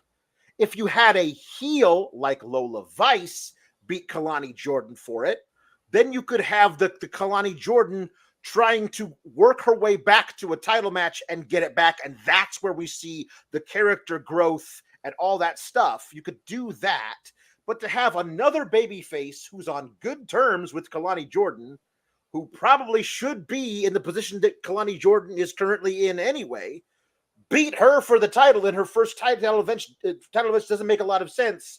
And also, like, I don't know what. It's just Sol Ruca and Kalani Jordan will be a really fun match with no heat involved because they're just going to be doing really cool acrobatic moves with no animosity. Yes. I'm wondering if this turns into a triple threat next week with Miss Venti. This unfortunately she lost pretty conclusively tonight. It'd be weird if they were like, you lost in a number one contenders match to Sol Ruca. She just beat you straight up. But yeah, you can be in the triple threat. That would be really weird for them to do that. I would prefer that match, but Alex. Yes, it would be weird. What show are we talking about? I mean, yeah. This was unfortunately not like the best showing for Arianna Grace. Not the worst. But I think we've seen her have a couple of stronger matches, but that's fine. She's very new at this. She's great at the character aspect. The in-ring is gonna come along. She was also in there with Sol Ruca, who is still early in her career as opposed to like ring general status, right? So but that's fine. She's very, very good at the character side of this. Yeah. Sol Ruca is breakout star whatever level right now. Like she's really, really got this, and she's really grown from surfer girl with a cool finisher to like really getting towards the full package with a lot of this stuff, and it makes me really happy to see. It would be less like Roxanne and Lola Vice are different enough heels that you can do heel on heel. Yeah. Kalani and Sol are not different enough faces, and Kalani's so unestablished from a character side of it that having Sol be the thing that you're contrasting against doesn't really work. Right. So I am with you on that. We will see if they do anything to switch it up next week. I like that they're more open to the idea of faces and heels being facing each other. So because it's a wrestling's a much more fun world, in my opinion, Right. if you have shades of gray in some stuff. Like, I like right now that we don't know if Drew Sure. McIntyre or CM Punk is the face or the heel, right? Yeah, but that's a story. This ain't that's a story that. being told well. Yeah. This isn't even a story. This Yeah, is like Kalani doesn't have any. Kalani Yeah. wants to defend her title as often as possible and thinks Sol Ruca deserves a title shot because she's so nice to her. Yeah, and isn't dramatic. It isn't dramatic. Like, you're the first champion of this. Like, hopefully there's like a go home segment where she's like, I like you, but like once we get in there, right? Like, it's not going to be all cute and fun and games. Like, she needs one of those desperately. There's a whole bunch of people like Jada Parker. I feel like would have a really great match with Kalani Jordan, and that's a easy way to build to it. Again, like maybe the reason that they do everything that's so tropey and obvious is because they can't figure out ways of doing things with shades of gray, as evidenced by whatever this is with Sol and Kalani, where it's just like, you won, and here I come out to hold your hand up with my title. We are tag team title. Oh wait, no, we're facing each other. Like I don't know. It just doesn't quite work. I like Carvalho. Like I don't know, man. I'm kind of tired of them taking obvious, great baby faces, not knowing what to do with them as a baby face, and then saying, "Why don't you turn heel?" It's a cop out. Kalani Jordan turning heel is a huge cop out. Like you don't know how to create her character in a way that like makes her sympathetic. Like she's really great in the ring. All you got to do is make her stand out and as a baby face in some way. What's her hook as a baby face? And you've given her none of that. Let's just make her mean to people instead. Is not the way to go. And she's so likable. Like she's so likable. She sure is, but like.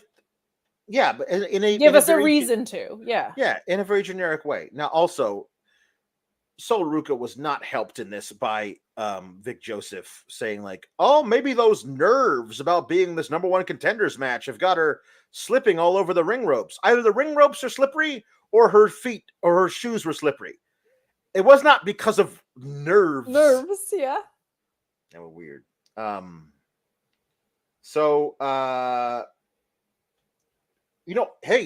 Also, who else would be really great in a match with Kalani as heels? Either Fallon Henley or JC Jane.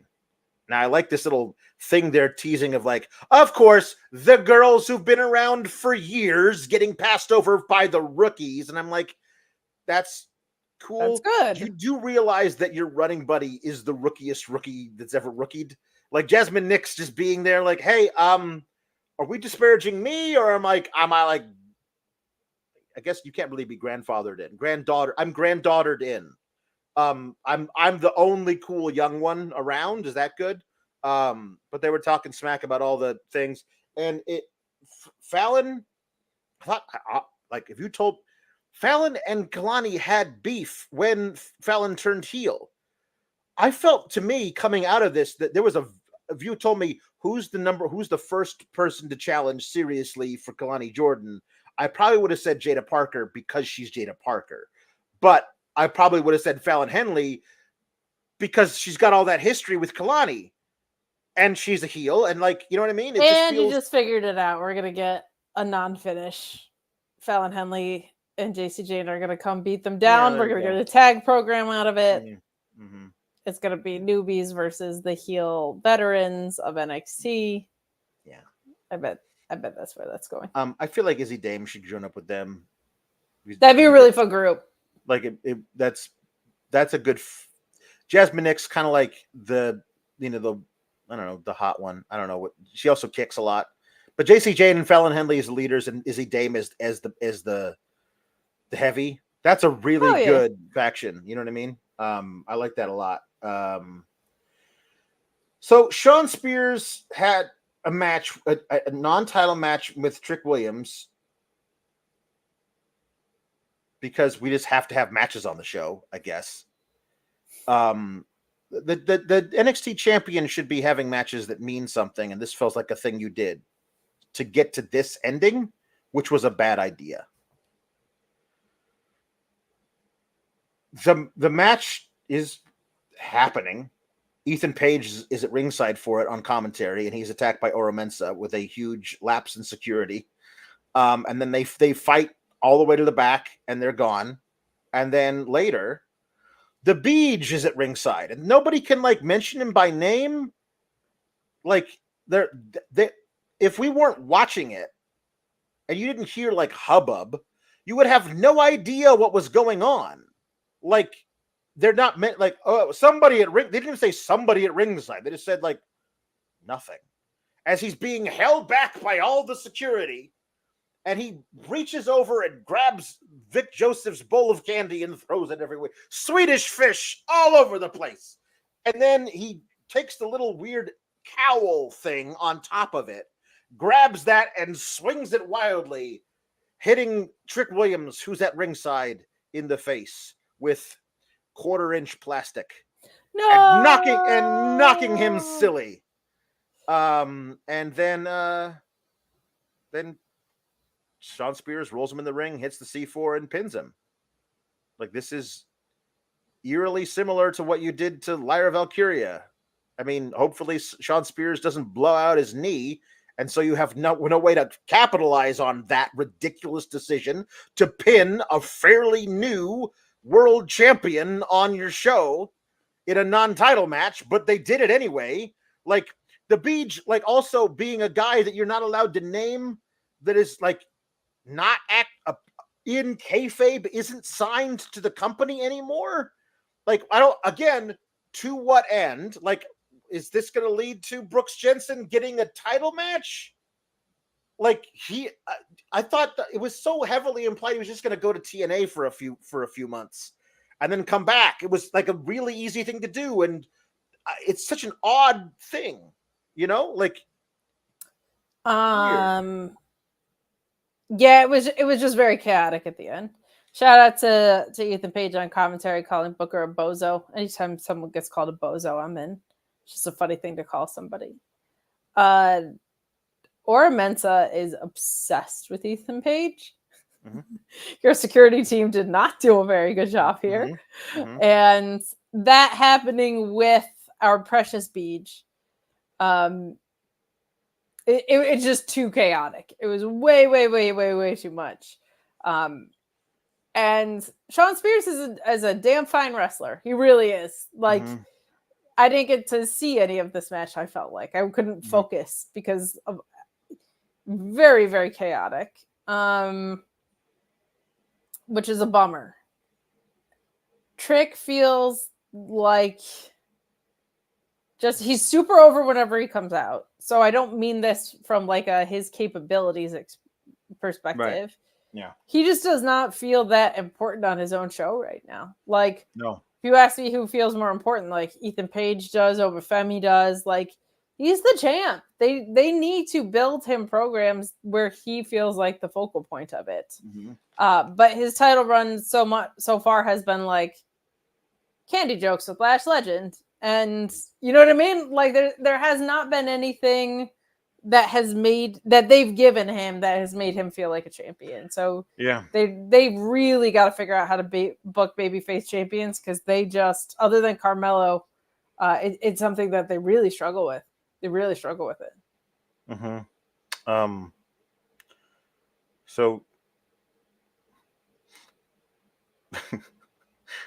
there's no acknowledgement again of what happened with the Beej doing the thing he did. When they cut back to Ava, it's like, yeah, quite a dilemma here, says Ava. And of course, her two assistant GMs are with her. And like, well, what are you going to do? I mean, Shawn Spears just pinned Trick Williams. Yes, but Ethan Page pinned Javon Evans. Yeah, but Shawn Spears pinned him before that. I don't know what we're going to do. And then Ava's like, I've got it. Lightning has just struck my brain. I've had an apostrophe. An apostrophe. We're gonna do a fatal 4-way at Heatwave. Trick Williams versus Ethan Page versus Shawn Spears versus Javon Evans. Like, oh, masterful stroke of genius. Manifested. Boss. She just manifested it. The last shot of last week told you, if they had flashed it up on the screen, the main event of Heatwave will be a fatal 4-way between these four guys. It would not have told you any more than that last image did last week. Like, I don't. Yeah, but they have to make it official. Like you have to, you still have to do the work to make the matches. You do have to do the work to make the matches, but I don't feel like it does Ava any favors to be like, I am so smart. I had this idea no one's ever had before, and I'm like, no, you're not. Like it's like this is what I was afraid of. I didn't want to have to make this match, but I see no other alternative. It's going to be a fatal 4-way. I've been thinking about it all night, and I see no other alternative. As opposed to, wow, I just had the best idea no one's ever thought of before. Like you telegraphed it literally for all of tonight and at the end of last week. We all knew it was going to happen. I think part of it was like that had to. It's because you've built out this Stevie Robert Stone thing, right? So it like has to satisfy that as a piece of it. Yeah, so I thought it was part like, hey, I've had this great idea, and part, hey, shut the hell up. Right. I'll make this match so that you guys will both back off. Was kind of how I interpreted it. Mm-hmm. But when she's getting more comfortable in the role too, which I am happy about. Her personality is showing through a little bit more. This being the thing that closed the show was a little weird. Mm-hmm. A little weird. Our beloved Beej definitely does feel like that. Once you said like it felt like Pillman Jr., Lexus King passed on the loose cannon thing, and he was like, oh, I'll take that, thank you. Mm-hmm. It definitely feels like that's the direction they're going with it. He should be getting called Pat Buchanan now, I believe was his shoot name or the name that they're rolling with here. Mm-hmm. I think it's kind of cool that it's NXT, so this is tricky. I think it's cool when you do angles that are for the live crowd only and they kind of seep onto the broadcast. But when you're in a venue like that, it doesn't quite hit the same way like a full-size arena would. So I think it was just a little awkward. And then on top of that, you just had so much going on with Oro Mensah and Ethan Page and the finish of the match. Like it just got very crowded at the end of all this. So they had a battle royal that was like, oh, look at all of the talent we're going to bringing in from different locker rooms. And they brought in Joe Hendry for 5 seconds. And he did his entrance, which has like 6 million views. Crazy views, and then they had him kicked out, and they haven't followed up on that at all, not in any way, shape, or form. So, a plus job there. Like when anything gets any traction on social media, they like trumpet it on the following episode. They didn't do any of that with this, so that's great. And they had the whole battle royal. And Javon Evans won it, and that's basically been rendered like inert. Like, I guess we have to have Javon Evans in it because he did win that battle royal technically, but then he got pinned by a couple of people. So, like, the match will be fun with these 4 guys in it. It'll be a really good match. But like, what a dumb way to get there. Also, just have Joe Hendry win the battle royal and do Joe Hendry versus Trick Williams. You already did Roxanne versus Jordan Grace. And the thing of it is, you don't have to worry about any of the weird stuff about like pinning a champion from the other place because Joe Hendry's not a champion over there. So you just have Joe Hendry versus Trick Williams. You build it out over several weeks. Everyone wants to see it because everyone likes the Joe Hendry guy. Trick Williams beats Joe Hendry. It's a good match, but he beats Joe Hendry. Trick Williams looks great, as opposed to having to have him lose. You pinned by Shawn Spears the 10 days before the friggin' title defense, and then you have Javon Evans losing 2 matches in 3 weeks. Not to mention the way that you booked Ethan Page in his first match where his finisher gets kicked out of and he loses clean. Like, all of this stuff. Like, just somehow maybe picking the path of, I was going to say least resistance, but like the obviously good path. Joe Hendry's super over. And let's figure out a way to put him in the show. To your point, everybody is now limping going into this. Because I don't think anyone thinks Shawn Spears is winning. Trick just got pinned. Ethan Page, whilst talking a good game and beating Javon Evans, that first showing, like they kicked out of his finisher, and Javon Evans lost 2 matches going into this. Mm-hmm. So in a match where all 4 guys should look strong, you don't have nobody really looking all that strong. Right. Joe Hendry, I think, will probably come out after that fatal 4-way. I think we will be getting a sexy boy parody at some point. That's the only thing I can think of. But he's also said he'll show up on any brand. But it does feel like it's so weird to me still that they had Frankie Kazarian have, God bless Kaz, he's great. Have this like very strong showing and being such a focal point of it, and you have Joe Hendry getting kicked out so early. To half justify it on social media with like did HBK tell everybody to gang up on me thing was very, very odd. Very, very, very odd. It feels like they don't believe in Joe Hendry, but we do. Luis saying that he actually thinks that Beach threw Sour Patch Kids at Vic, which is objectively funny since considering he tagged me in the Instagram post all those days ago. Thanks. You know what I mean? All right, more puns. Meet Norma says Oba Wi-Fi. Wi-Fi? Oba Weffi. Bronze Circuit Breaker. There we go. And also, this was great. Drew I. McIntyre. Tony P says, damage Catarl, Alt, delete. That's a double. I like that. Portmanteau. I like that one. ENR says, it's ping! ENR says, MSN to share.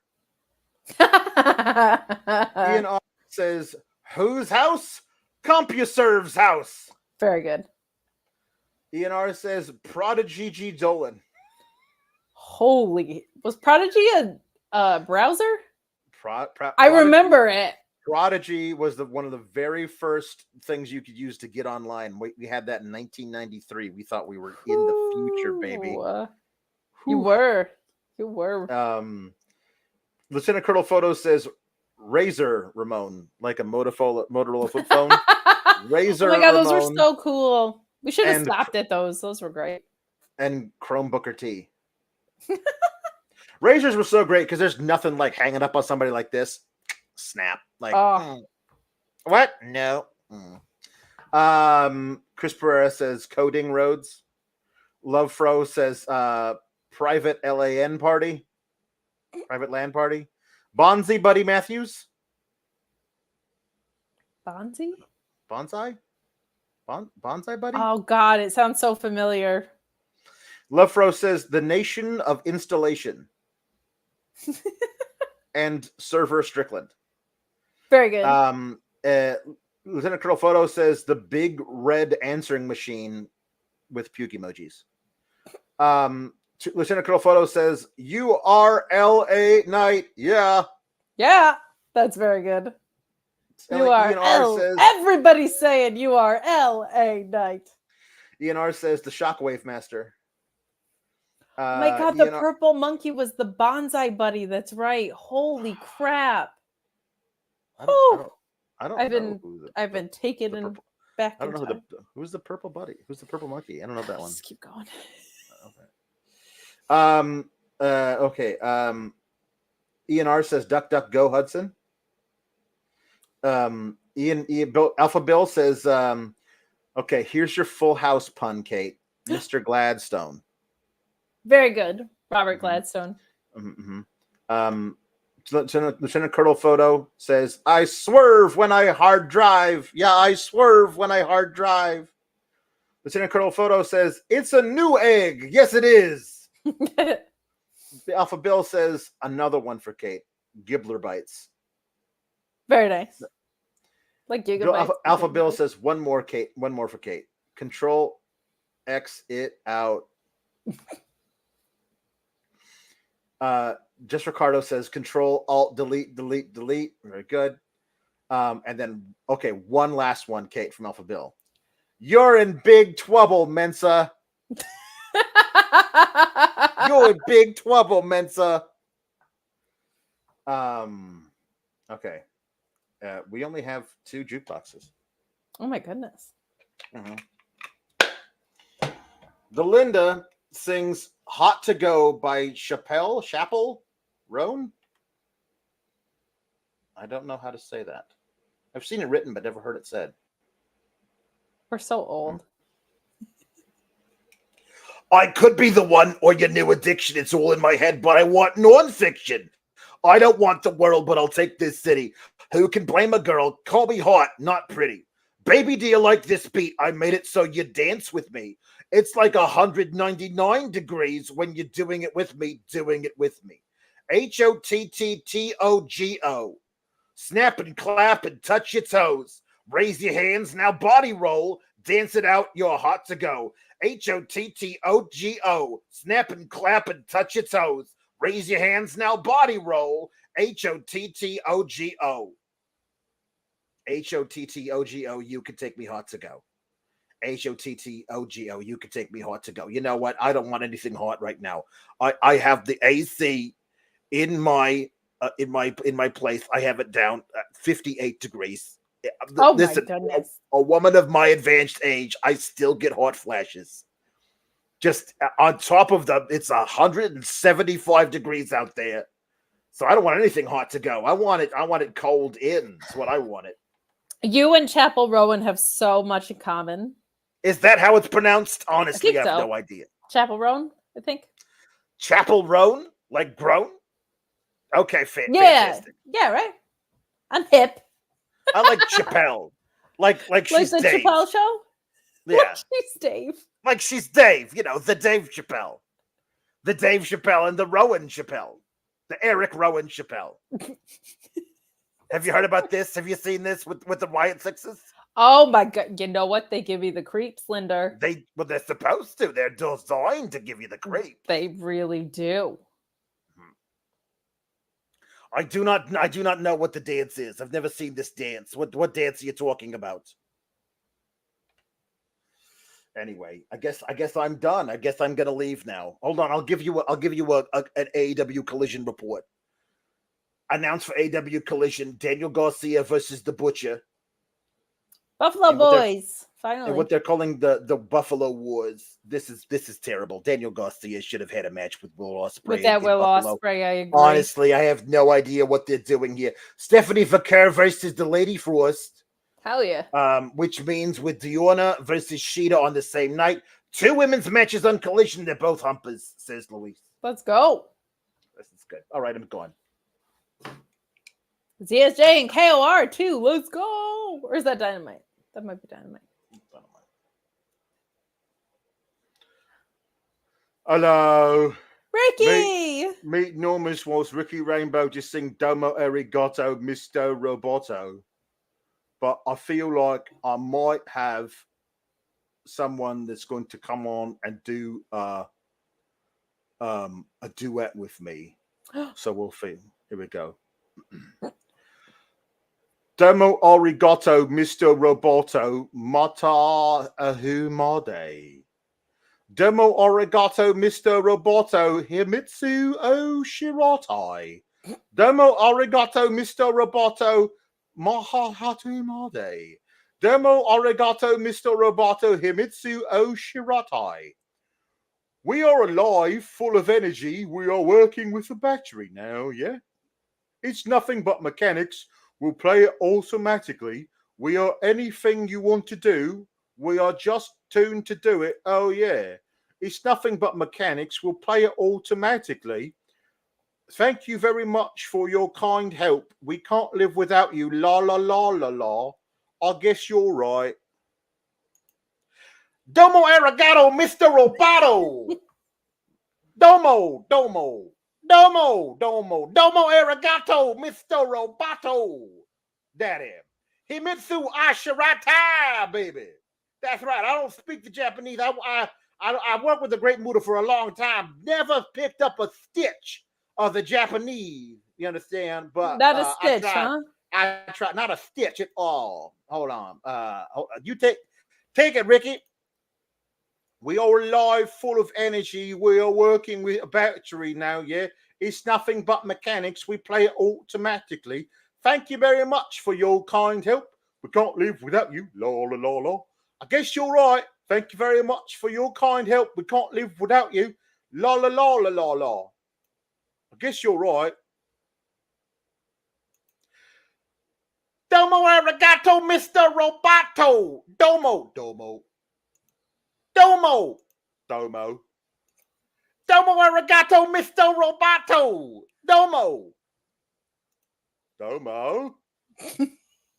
Domo. Domo. Thank you. Toodles. Keep cool, Gabagoose.